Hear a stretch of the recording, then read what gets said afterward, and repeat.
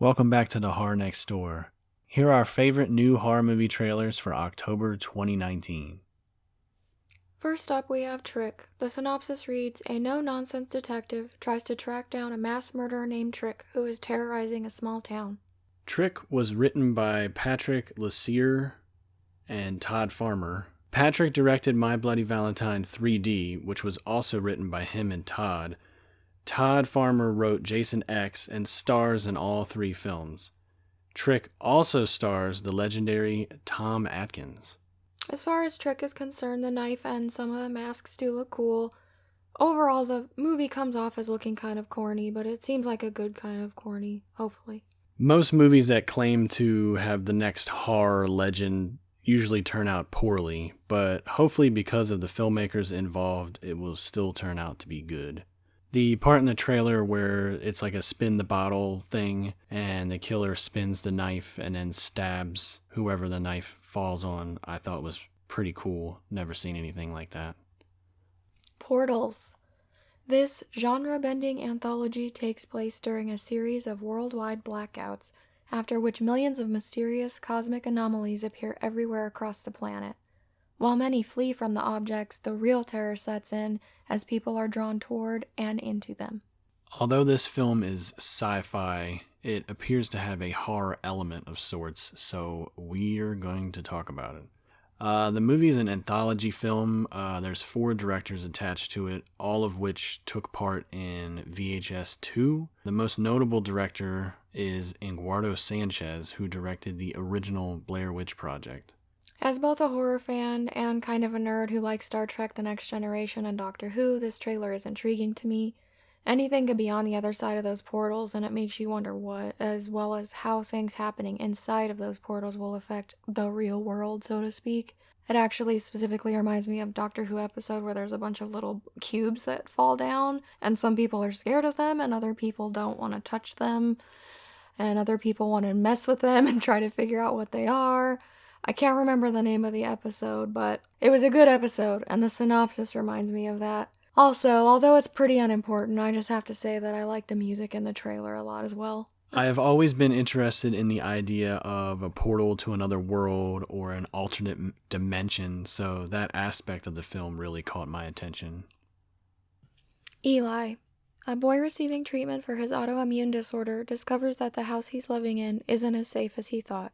There are 3 writers attached to Eli, 2 of which wrote the awesome Autopsy of Jane Doe. Looking at some of the actors, I noticed the film stars Kelly Riley of Eden Lake, Lily Taylor of The Conjuring, and Sadie Sink of Stranger Things. It's disturbing when medical professionals that you're supposed to trust to help heal you are actually crazy or just trying to experiment on you or something. Dr. Herbert West, anyone? Or the entire, what season of that American Horror Story was it? Asylum? Second one or something? Yeah, season 2. All that kind of stuff. I kind of enjoy those sorts of things, though. Dr. Giggles? No, I'm just kidding.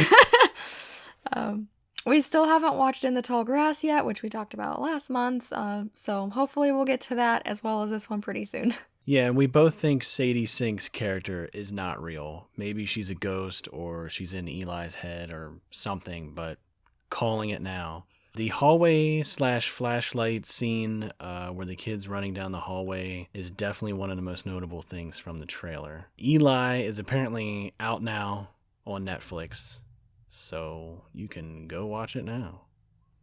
The Turning. A young governess is hired by a man who has become responsible for his young nephew and niece after the deaths of their parents. A modern take on Henry James's novella, The Turn of the Screw, which neither of us know nothing about.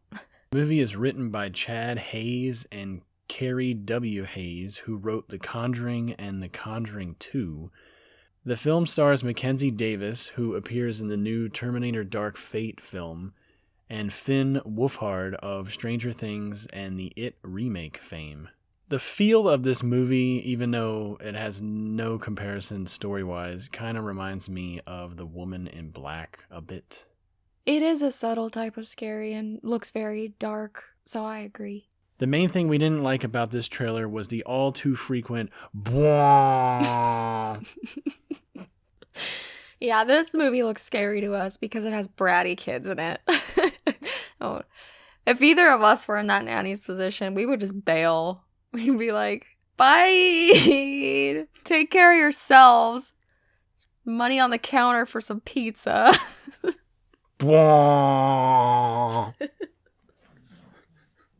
Daniel isn't real. A troubled college freshman, Luke, suffers a violent family trauma and resurrects his childhood imaginary friend Daniel to help him cope. Well, Shudder did it again. There are too many streaming services, and they just keep making more. Remember when you could just go to Blockbuster? Membe? I remember. Daniel Isn't Real stars Miles Robbins of Halloween 2018 and Patrick Schwarzenegger, the son of the also legendary Arnold Schwarzenegger. There's a very strong psychological element that we're very interested in. It seems like the movie will have a lot of Fight Club-esque moments where only Luke sees Daniel and then Luke looks like a lunatic to everyone else. Yeah, this is probably the best trailer we saw this month. Lastly, we have Extracurricular. 4 overachieving high school students are doing everything by the book: straight A's, sports, yearbook, band, and, when coursework allows, planning and executing elaborate murders. This synopsis reminded me of Murder by Numbers of Chad, Ryan Gosling, Sandra Bullock, and Michael Pitt. If you haven't seen that movie, check it out. It's really good and one of my favorites. Maybe it's not that good, but I really like it. With Extracurricular, it's sick that the teenagers are killing people. Like, it's a fun thing to do. It's just really messed up. They don't seem to have any remorse the way that the kids in Murder by Numbers sort of did. I love slasher movies, so it has my interest in that regard. This movie looks like it could be a fun watch, even though it seems a little corny. The masks in the movie look neat, but one seems like a Walmart version of the pin-up girl mask from The Strangers. Alright, that's it for October 2019. We hope that everyone had a happy Halloween and that you remembered to check your candy. Thank you for watching, and would you kindly subscribe?